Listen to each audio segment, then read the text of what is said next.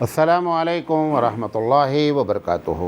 अल्हम्दुलिल्लाहि रब्बिल आलमीन वल आक़िबतु लिल मुत्तक़ीन वस्सलातु वस्सलामु अला रसूलिहिल करीम। मोहतरम हज़रात, वाक़या करबला क्यों वाक़ हुआ, इस सिलसिले में हम आपसे लगातार बात कर रहे हैं और आज इसका पार्ट नंबर 6 है, किस्त नंबर 6 है। हमने बात आपसे की है कि हज़रत उमर रज़ी अल्लाह ताला अन्हों का इंतख़ाब खिलाफत कैसे हुआ, उस पर जो अल्लाह ने तौफ़ीक़ दी मैंने आपसे बात की। आज हम जो बात, क्योंकि मामला हमने सबसे पहले एक बात कहा है, एक बात कही है जिसको आप नोट करते रहें, ये बार बार बात कहना पड़ रहा है कि ये सारा मामला जो वाक़ हुआ, वाक़ करबला, उसकी बुनियाद ये है कि खिलाफत का मुस्तहिक़ कौन है, ये असल वजह है। अब इसमें इज्तिहादी जो है गलतियाँ हो सकती हैं, इसमें लोगों के नज़रियात अलग हो सकते हैं, तो इस बुनियाद पर जो है हमको ये बताना पड़ रहा है कि ये खिलाफत चली कैसे, कौन खलीफा हुआ। अब जो तीसरे खलीफा हैं जिनको हम लोग उस्मान इब्न अफ़्फ़ान रज़ी अल्लाह ताला अन्हु जो ज़ुन्नूरैन के नाम से जाने जाते हैं, इनका इंतख़ाब कैसे हुआ, ये खलीफा कैसे बने, तो पूरी बात इसको समझ लें कि हज़रत उमर रज़ी अल्लाह ताला अन्हु जो है, इनकी खिलाफत बहुत शान और शौक़त से चल रही थी। तो एक दिन इनके पास एक मुक़दमा आया हज़रत उमर रज़ी अल्लाह ताला अन्हु के पास, और वो मुक़दमे में जिसके ऊपर दावा किया गया था वो फ़ैरोज़ लूलू यहूदी था, ग़ुलाम था। तो उसके बारे में उनके आका ने आकर के कहा कि ये हमारा जो ग़ुलाम है, हमने इसको छोड़ रखा है और छोड़ने के बाद इनको तय कर दिया है कि रोज़ाना इतना पैसा तुम अपने मालिक को देते रहना, लेकिन ये पैसा वो कहता है कि तुम मेरे ऊपर ज़्यादती कर रहे हो, ग़ुलाम कह रहा है, और पैसा मुझसे ज़्यादा मांगा जा रहा है। ये पूरा वाक़या जो है वो तारीख़ुल उम्मुल इस्लामी में है। तो हज़रत उमर रज़ी अल्लाह ताला अन्हु के पास जो फ़ैरोज़ लूलू आया और अपने आका के ख़िलाफ़ उसने अपील की, तो उन्होंने समन जारी किया, बुलाया कि आकर के बात की जाए। तो उनके आका आए जो मालिक थे, तो उनसे पूछा गया कि आपने इनके ऊपर कितनी मजदूरी रखी है कि रोज़ाना इतना कमा के दें। उन्होंने बताया इतनी रखी है। तो फ़ैरोज़ लूलू से पूछा उन्होंने कि अच्छा ये बताओ तुम करते क्या हो। तो उन्होंने कहा था मैं ये भी काम करता हूँ, पंचक्की भी बनाता हूँ, फ़लाँ काम भी करता हूँ, मतलब एक फ़नकार आदमी था। तो हज़रत उमर रज़ी अल्लाह ताला अन्हु ने कहा कि अगर इतना तुम्हें काम मालूम है, इतने बड़े टेक्नीशियन हो, तो ये जो तुमसे रकम मांग रहे हैं, ये ज़्यादा रकम नहीं मांग रहे हैं, मुख्तसर सी रकम है। इससे फ़ैरोज़ लूलू नाराज़ हो गया और हज़रत उमर, बात ख़त्म हो गई, मुक़दमा जो है वो उसके ख़िलाफ़ हो गया। जो मुसलमान आका था, मालिक थे, उसके फेवर में फ़ैसला हो गया और उन्होंने कहा नहीं, ये पैसा आपको इतना रोज़ाना का इनको देना ही देना है। कहा ठीक है, बात ख़त्म हो गई।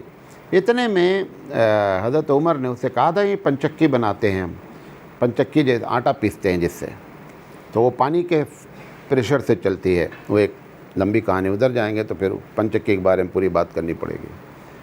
तो हज़रत उमर रज़ी अल्लाह ताला अन्हु ने कहा कि भैया हमारे लिए भी एक पंचक्की बना दो। तो उसने कहा कि हाँ पंचक्की बना देंगे, और ऐसी पंचक्की बनाएंगे कि पूरी दुनिया में उसकी आवाज़ आएगी। ये जुमला बोला उसने। जब ये जुमला बोला और बोल करके वो जाने लगा, तो जो लोग हज़रत उमर रज़ी अल्लाह ताला अन्हु के दरबार में बैठे हुए थे, हज़रत उमर रज़ी अल्लाह ताला अन्हु ने कहा कि तुम्हें मालूम है ये क्या कह रहा है। कहा कि क्या कह रहा है। कहा ये कह रहा है कि मैं तुम्हारा मर्डर कर दूँगा। तो उन्होंने कहा कि ऐसी बात तो कुछ भी नहीं है, और अगर तुमको महसूस हो रहा है अरेस्ट करा लो, क्योंकि उस वक़्त इस्लामी हुकूमत हज़रत उमर के ज़माने में तकरीबन सुपर पावर की हैसियत थी। हज़रत उमर रज़ी अल्लाह ताला अन्हु ने कहा कि यह मैंने समझा है, ये मेरा गुमान है कि इस जुमले का ये माना है। इस बुनियाद पर शरई अदालत किसी को अरेस्ट करने का हक़ नहीं देती है। ठीक है, हमको समझ में आ रहा है कि जुमले का ये माना है, लेकिन ये ज़रूरी नहीं है मैं जो समझ रहा हूँ। खैर उन्होंने छोड़ दिया। छोड़ने के दूसरे दिन बाद इसकी रिपोर्ट आई कि अपने दरवाज़े पर बैठा हुआ ये चाकू तेज़ कर रहा था, और वो चाकू दो धार था, यानी इधर से भी काटता था, इधर से भी काटता था। बैठा हुआ दरवाज़े पे पत्थर पे चाकू रगड़ रहा था। वो भी इत्तला मिली। तो उस पर भी लोगों ने कहा कि देखें आपने एक तरफ ये कहा है मर्डर वाली बात, और इसका ये काम भी नहीं है और ये चाकू भी तेज़ कर रहा है। آپ اس کو اریسٹ کرا لیجئے، جیل میں ڈال دیجئے۔ حضرت عمر رضی اللہ تعالیٰ عنہ نے کہا کہ کوئی چاقو تیز کر رہا تو اس کی بنیاد پر کسی کو اریسٹ کیسے کر لیا جائے؟ تو اس پر پھر چھوڑ دیا، ختم ہو گئی بات۔ یہ واقعے کے غالباً تیسرے دن کی بات ہے، یا ہو سکتا ہے دن آگے پیچھے ہو رہا ہو،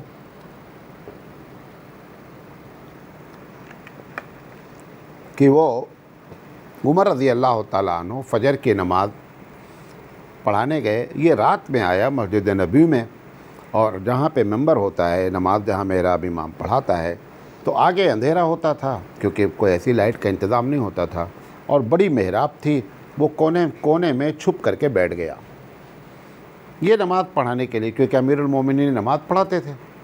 تو امیر المومنین حضرت عمر رضی اللہ تعالیٰ عنہ نماز کے لیے جب آئے اور وقت ہوا، کھڑے ہو گئے۔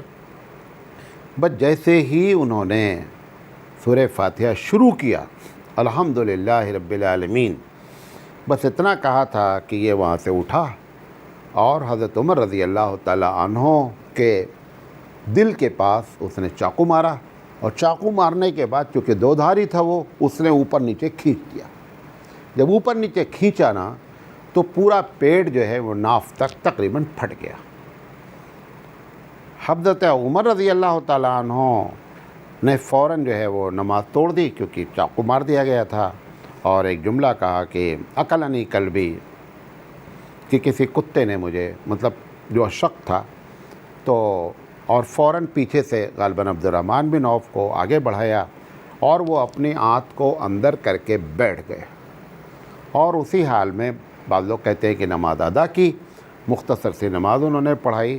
اب یہ مار کر کے کیا کہتے ہیں، فیروز جو لولو تھا، اسی کے شوق میں بہت سے لوگ فیروزے کلر کی انگوٹھی پہنتے ہیں کہ وہ حضرت عمر کا قاتل ہے، ان کے نزدیک بہت محترم ہے، اس لیے اس کلر کی وہ انگوٹھی پہنی جاتی ہے۔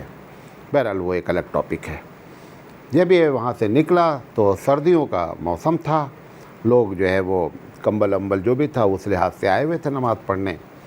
تو ایک صحابی جو ہے وہ بعد میں آ رہے تھے، نماز شروع ہو چکی تھی، گویا کہ ابھی پہلی رکعت کیا کچھ بھی نہیں ہوا تھا۔ وہ دیکھے کہ یہ وہاں سے چیرتا ہوا صفوں کو بھاگ رہا ہے ایک شخص۔ جب وہ چیرا نا تو اس نے آگے پیچھے پھر دو چار کو کیا زخمی کیا باقاعدہ۔ وہ جب آخری صف میں پہنچا تو یہ صحابی جو تھے، جو دیر سے آ رہے تھے، اس کے ہاتھ میں چاقو دیکھا تو بات تو ان کو سمجھ میں آ گئی کہ کچھ نہ کچھ گڑبڑ ہوا ہے۔ ان کو یہ نہیں آئیڈیا لگا کہ امیر المومنین کو چاقو مار دیا ہے، تو ان کے پاس جو کمبل تھا انہوں نے اس کے سر پہ اٹھا کر کے ڈال دیا، اور دونوں ہاتھ سے اس کو پکڑ لیا۔ پکڑ کے جب کھڑا ہو گیا، اب یہ سمجھ گیا کہ میں تو پکڑ گیا، اس نے کیا کیا، اسی وقت اس چاقو سے اپنے آپ کو مار لیا۔ یہ پکڑے اطمینان سے کھڑے رہے کہ ہم نے گویا کہ مطلب مجرم کو پکڑ لیا ہے، ابھی نماز ختم ہو جائے گی تبھی لوگ آ جائیں گے۔ یہ پکڑے رہے، اور اس نے اپنے آپ کو چاقو مار لیا، اور چاقو مارنے کے تھوڑی دیر کے بعد ان کو محسوس ہوا کہ خون گر رہا ہے۔ اب وہ جو نیچے خون گرنے لگا تو تھوڑی دیر بعد یہ نڈھال ہو گیا، اور یہ اب پہلے تو ہوتا نا آدمی مطلب طاقت لگائے گا چھڑانے کی، یہ وہ، اب ان کو لگا کہ یہ جھول گیا آدمی۔ اتنے دیر میں جب انہوں نے چھوڑا تو وہ گر گیا، اور بہرحال وہیں کیا ہو گیا، جہنم رسید ہو گیا، مر گیا۔ حضرت عمر رضی اللہ تعالیٰ عنہ کو اٹھا کے لایا گیا، جو اس وقت کا علاج معالجہ تھا شروع کیا گیا، حکیم لوگ آئے، یہ آئے وہ آئے، لیکن پرابلم یہ ہو گئی تھی کہ جو چیز بھی کھا رہے تھے وہ چونکہ پیٹ میں سب پھٹا ہوا تھا، وہ ٹانکا لگایا گیا، بہت کچھ کیا گیا، لیکن وہ ٹھہر نہیں رہا تھا، جو بھی کھایا جاتا تھا باہر آ جاتا تھا۔ ایسی حالت میں تقریباً 8 یا 9 دن زندہ رہے۔ پھر حضرت عمر رضی اللہ تعالیٰ عنہ کو محسوس ہوا کہ اب ہم نہیں بچ پائیں گے، تو ان کے سامنے یہ مسئلہ آیا خلافت کا کہ کیا کیا جائے، خلافت کے لیے کیا کیا جائے۔ تو کچھ لوگوں سے مشورہ کیا، تو کچھ لوگوں نے کہا کہ آپ سب سے بہتر ہے کہ اپنے بیٹے کو بنا دیجئے۔ تو حضرت عمر رضی اللہ تعالیٰ عنہ نے کہا یار ایسے آدمی کو تم نے نام لیا، اس کو طلاق دینے کا طریقہ نہیں معلوم ہے، اور تم نے خلافت کی بات کہہ دی کہ ان کو خلیفہ بنا دو، اور میں اتنی بڑی ذمہ داری خود نبھاتا رہا، میں نہیں چاہتا ہوں کہ ذمہ داری پھر جو ہے ہمارے خاندان میں آ جائے، تو بہت بڑا مسئلہ ہے، اس کو نبھانا امانت ہے یہ۔ خیر یہ کہہ کر کے انہوں نے ان کو رد کر دیا۔ اب اس کے بعد الگ الگ آئیڈیاز آتے رہے، تو حضرت عمر رضی اللہ تعالیٰ عنہ نے کہا کہ دیکھو، اگر حضرت حذیفہ کے جو غلام سالم تھے، بہت نیک آدمی تھے، انہوں نے کہا اگر سالم زندہ ہوتے تو میں سالم کو خلافت دے دیتا، یا عبیدہ بن جراح رضی اللہ تعالیٰ عنہ زندہ ہوتے تو میں ان کو خلیفہ بنا دیتا، اور پھر میرے سامنے کوئی مسئلہ نہیں تھا، میں دونوں میں سے کسی۔ لیکن یہ دونوں ان سے پہلے شہید ہو گئے۔ کون؟ عبیدہ بن جراح بھی دنیا سے چلے گئے، اور وہ جو حذیفہ کے غلام سالم تھے ان کا بھی انتقال ہو گیا۔ تو انہوں نے کہا کہ میرے سامنے بہت آسان تھا، میں ان کو انتخاب کر لیتا، بات ختم ہو جاتی۔ اب ان کے دماغ میں بات آئی حضرت عمر رضی اللہ تعالیٰ عنہ کے کہ دیکھو، عشر مبشرہ جو ہیں، جن کو 10 لوگوں کو، جن کو اللہ کے رسول صلی اللہ علیہ وسلم نے جنت کی خوشخبری اپنی زندگی میں سنائی ہے، تو ان کو محسوس ہوا کہ یہ 10 لوگ سب سے نیک لوگ ہیں، اسی میں سے کسی کو خلیفہ بن جانا چاہیے۔ اس میں سے جب انہوں نے نوٹس کیا تو 3 آدمیوں کا انتقال ہو چکا تھا، اس میں سے تو 7 آدمی بچے تھے۔ تو 7 آدمی میں ایک آدمی جو تھے، جو سعید تھے، سعید بن زید ان کے بہنوئی تھے، رشتہ دار تھے۔ تو انہوں نے سوچا کہ سعید بن زید کو ہٹا دیتے ہیں اور بچے 6 آدمی، یہ 6 آدمی کی ایک کمیٹی بنا دیتے ہیں، اور ان 6 آدمی سے کہتے ہیں کہ آپ لوگ جس کو چاہیں اپنا خلیفہ چن لیں۔ تو وہ جو 6 میں تھے وہ حضرت علی رضی اللہ تعالیٰ عنہ، حضرت عثمان رضی اللہ تعالیٰ عنہ، عبد الرحمن بن عوف رضی اللہ تعالیٰ عنہ، طلحہ رضی اللہ تعالیٰ عنہ، حضرت زبیر رضی اللہ تعالیٰ عنہ، اور سعد بن ابی وقاص رضی اللہ۔ یہ 6 وہ لوگ تھے جو اللہ کے رسول صلی اللہ علیہ وسلم کی زبان مبارک سے جنت کی خوشخبری پا چکے تھے۔ تو اس بنیاد پر انہوں نے ان 6 آدمیوں کو کیا کر لیا، کہہ دیا کہ آپ 6 آدمی جو ہے وہ 3 دن کے اندر اس بات کا فیصلہ کر لیں گے کہ کون خلیفہ ہوگا، اور اگر خدا نہ خواستہ کوئی ایسی بات ہو گئی کہ ووٹنگ برابر ہو گئی، تو میں اپنے بیٹے عبداللہ بن عمر کو کہا کہ میں اپنے بیٹے کو یہ پاور دیتا ہوں کہ وہ اس طرف، ایک روایت میں ہے کہ اس طرف ہو جائیے گا جس طرف عبد الرحمن بن عوف ہوں گے، یا یہ کہ تم کسی طرف ہو جانا اور ایک طرف 4 ہو جائیں گے، ایک طرف 3 ہو جائیں گے، تو فیصلہ کرنا آسان ہو جائے گا، لیکن تم کو خلافت کا حق نہیں دیتے، ووٹ کا حق دیا جا رہا ہے، آپ ایسا کر لیجئے گا۔ خیر، اور اس کے بعد حضرت عمر رضی اللہ تعالیٰ عنہ نے یہ انتخاب کیا کہ 6 آدمی فیصلہ کریں، اور سختی سے اس بات کو کہا کہ 3 دن تک جو ہے آپ لوگوں سے ملنا جلنا نہیں کریں، کنوینسنگ نہیں ہونی چاہیے۔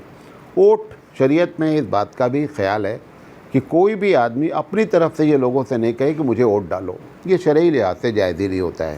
لوگ خود سمجھیں کہ یہ اس بات کا مستحق ہے کہ اس کو جو ہے وہ یہ کیا کہتے ہیں عہدہ دیا جائے، لہذا ان 6 پر یہ بھی پابندی تھی، اور پابندی نہ ہوتی تو بھی یہ صحابہ تھے، ان کو یہ بات مسئلہ خود بخود معلوم تھا، اگر ان کو چھوڑ بھی دیا جاتا تو بھی ان سے کوئی ایسی امید نہیں تھی کہ یہ لوگوں میں کنونسنگ کریں گے کہ مجھے تم چن لو، فلاں کر دو۔ تو حضرت عمر رضی اللہ تعالیٰ عنہ کا جب انتقال ہونے کے ایک دم قریب ہو گیا، یہ اتنا کام انہوں نے کر لیا، تو ان کی بڑی تمنا تھی حضرت عمر رضی اللہ تعالیٰ عنہ کی کہ نبی کریم صلی اللہ علیہ وسلم اور ابو بکر جس کمرے میں دفن کیے گئے ہیں، وہاں پر جو ہے وہ ایک جگہ باقی ہے، یا 2 آدمیوں کی جگہ باقی ہے، تو ایسا ہے کہ اگر مجھے وہاں دفن کر دیا جائے تو ان کی بڑی تمنا تھی، لیکن وہ اس کی ملکیت جو تھی وہ حضرت عائشہ صدیقہ رضی اللہ تعالیٰ عنہ کی تھی۔ تو انہوں نے اپنے بیٹے کو اپنی زندگی میں بھیجا کہ جاؤ اور عائشہ سے کہو کہ میری یہ تمنا ہے، اور اگر وہ جگہ مجھے دفن کرنے کی اجازت دے دیں تو میں بڑا شکر گزار رہوں گا۔ یہ تمام روایتیں تمام تاریخوں میں موجود ہے۔ تو حضرت عائشہ صدیقہ رضی اللہ تعالیٰ عنہ نے کہا کہ دیکھو، یہ جگہ میں نے اپنے لیے رکھی تھی کہ میں کبھی مروں گی تو میرے باپ ہیں، میرے شوہر ہیں، تیسری قبر ہماری بنے گی، یہ میں نے اپنے لیے رکھی تھی۔ لیکن حضرت عمر کا معاملہ ہے، کیونکہ حضرت عمر سے حضرت عائشہ صدیقہ رضی اللہ تعالیٰ عنہ بہت متاثر تھی، انہوں نے کہا میں حضرت عمر کے بارے میں، چونکہ حضرت عمر کو میں بہت بڑا انسان جانتی ہوں، لہذا میں پریفرنس دیتی ہوں، میں ترجیح دیتی ہوں اور میں یہاں سے کمرہ چھوڑ دوں گی، کیونکہ اب میں اس کمرے میں نہیں رہوں گی جب حضرت عمر دفن کر دیے جائیں گے۔ اور جا کر کے امیر المومنین سے کہہ دیجئے کہ عائشہ نے اجازت دے دی ہے رضی اللہ تعالیٰ عنہ۔ خیر عائشہ صدیقہ رضی اللہ تعالیٰ عنہ کا پیغام حضرت عمر کو پہنچ گیا۔ پہنچنے کے بعد حضرت عمر کو بہت خوشی ہوئی، بہت اطمینان ہوا۔ پھر مرنے سے پہلے کا دیکھو، جب میں نے تم سے پہلی مرتبہ بھیجا تھا، اپنے بیٹے سے کہا کہ جب میں نے آپ کو پہلی مرتبہ بھیجا تھا نا، تو اس وقت میں امیر المومنین تھا، اور انہوں نے جواب میں بھی بات کہی کہ میں امیر المومنین کو اپنی ذات پر کیا کرتی ہوں، ترجیح دیتی ہوں، جب میں مر جاؤں گا تو میں امیر المومنین نہیں رہوں گا۔ پھر جا کر کے دوبارہ پھر پوچھنا، یہ سب تقوی کی علامت ہے، سمجھے نہیں؟ حضرت عمر کا یہ تقوی ہے، کہا جب میں مر جاؤں گا تو امیر المومنین نہیں رہا، تو کوئی امیر المومنین کا پریشر نہیں رہے گا، تو جا کر کے حضرت عائشہ صدیقہ رضی اللہ تعالیٰ عنہ سے پھر پوچھنا۔ آج لوگ قبرستان قبضہ کر کے، لوگ قبرستان زمین دوسرے کی ہے، دوسرے کی گاڑ دیا گیا، حالانکہ کسی بھی ناجائز جگہ پر جو ہماری زمین ہو وہاں پر نہ قبر بنانی چاہیے نہ مسجد بنانی چاہیے۔ تو انہوں نے اس بات کو محسوس کیا اور بیٹے سے کہا کہ ایسا کرنا کہ دوبارہ پھر جانا، اگر میں مر گیا تو اس کے بعد۔ خیر وہ پھر گئے تو انہوں نے صاف صاف کہا کہ میں تو اطلاع مل گئی کہ حضرت عمر کا انتقال ہو گیا ہے۔ تو انہوں نے کہا کہ میں نے تو پہلے ہی کہہ دیا ہے کہ حضرت عمر رضی اللہ تعالیٰ عنہ کو یہاں دفنا دیا جائے۔ بہرحال حضرت عمر رضی اللہ تعالیٰ عنہ کو اسی جگہ پہ دفنا دیا گیا۔ اب کہتے ہیں لوگ کہ ایک جگہ اور باقی ہے، واللہ عالم۔